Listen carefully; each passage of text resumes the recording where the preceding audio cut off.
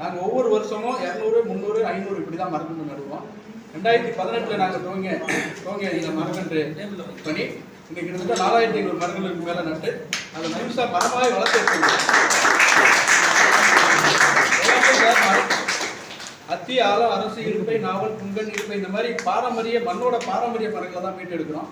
இது எல்லாமே வானளாவிய ஒவ்வொரு மரமும் கிட்டத்தட்ட ஒரு 30 மீட்டர், 25 மீட்டர், 70, 80 அடிக்கு மேலே வளரக்கூடிய மரங்கள்.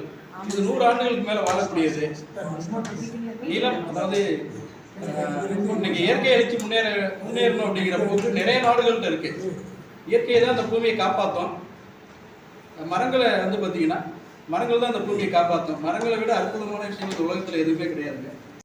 ராஜமுந்திரி, ஆந்திரா ராஜமுந்திரிகளை தான் கொண்டு வந்தோம். அப்புறம் பூண்டுகள் வச்சாதான் காப்பாற்ற முடியும் ஒரே நோக்கத்தில். அந்த பெரிய மரக்கண்டுகள் ஒவ்வொரு மரக்கண்டும் பை பார்த்தீங்கன்னா 50 கிலோ, 60 கிலோ, 70 கிலோ வரைக்கும். அதை 2 பேர் இல்லை 3 பேர் தான் தூக்கி நடவு செய்ய முடியும்.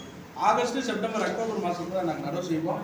அந்த மரங்கள் ஒரு மரம் கூட ஃபெயிலர் ஆகாது. இதுக்கப்புறம் பார்த்தீங்கன்னா பிப்ரவரி, மார்ச், ஏப்ரலில் அதுக்கு கரெக்டாக 15 நாளைக்கு ஒரு தடவை தண்ணி ஊற்றுவோம். அந்த மரங்கள் எல்லாம் ஒரு வருஷம் பராமரிப்பு பண்ணோம்னா அது கிட்டத்தட்ட 20 அடிக்கு மேலே தாண்டிடும். அதுக்கப்புறம் அதுக்கு நம்ம பராமரிப்பு தேவையில்லை. முக்கியமாக ஆடுகளுக்கு காப்பாற்றுறது ரொம்ப சிரமமாக இருக்குது. அது இப்போ நாங்கள் பழகிட்டோம். அதை மீட்டு எடுக்கிறதுக்கு பழகிட்டோம். பூண்டு பண்ருட்டியிலேருந்து வாங்குறோம் சார். நாங்கள் நெய்வேலி பண்ருட்டி மூங்கில் பூண்டு சார். ஆமாம், நம்ம எவ்வளோ மரக்கன்று நட்டாலும் மூங்கில் பூண்டுகள் உயரமாக இருந்தால் மட்டும்தான் ஆடுகள் நம்ம காப்பாற்ற முடியும் சார். நன்றி சார் எல்லாருக்கும்.